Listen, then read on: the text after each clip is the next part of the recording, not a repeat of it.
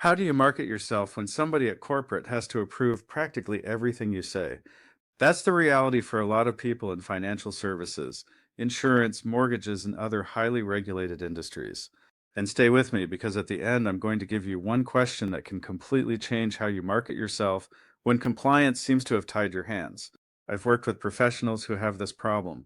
They're responsible for generating business, they're expected to network, build relationships, find prospects, generate referrals, but then they try to market themselves. Can I say this? No. Can I put this on my website? Needs approval. Can I advertise this? Send it to compliance.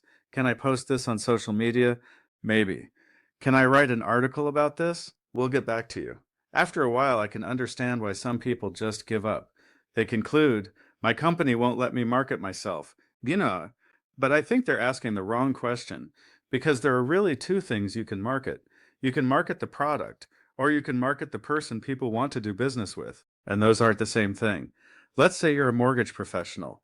There may be very specific rules about what you can say about rates, programs, qualifications, or financial outcomes. But can you become known as the person who explains a complicated process in a way people actually understand? Can you become known for answering your phone, for helping first-time buyers understand what questions they should be asking, for knowing everyone in the local real estate community, for being incredibly responsive, for being the person realtors trust when a transaction gets complicated? That's marketing. Maybe you're an insurance agent. You might not control the company's products. You probably don't control the pricing. And you may have very specific restrictions on advertising, but people aren't necessarily choosing between two insurance policies. Sometimes they're choosing between two people who can sell them the same policy. That's a completely different marketing problem.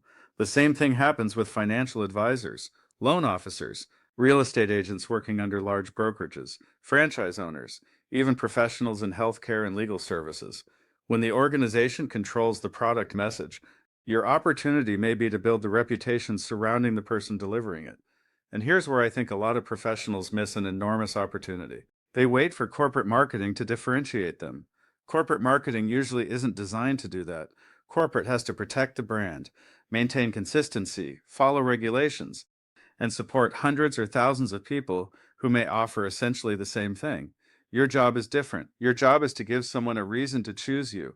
That might happen through networking, educational events, community involvement, referral relationships, videos, helpful content, testimonials where permitted, local expertise, or simply consistently showing up where your prospects already are. Of course, you still have to follow the rules. I'm certainly not suggesting that you find clever ways around compliance. That's a terrible strategy.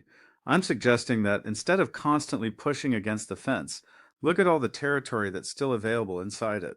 Here's the question I promised you. If compliance prohibited you from talking about your product at all tomorrow, ask yourself, what would still make someone choose me? That's what you should be marketing. Because if your only differentiator is the product your company gives you, everyone else at your company may have exactly the same differentiator, but they don't have your relationships, your experience, your responsiveness, your reputation, your personality, or your ability to make someone feel confident that they're in the right hands. Compliance may control what you can promise. It doesn't necessarily control the reputation you build, and sometimes you are the most important thing you're actually selling. Thanks for joining me. I'm your Santa Barbara web guy, and I'll see you next time.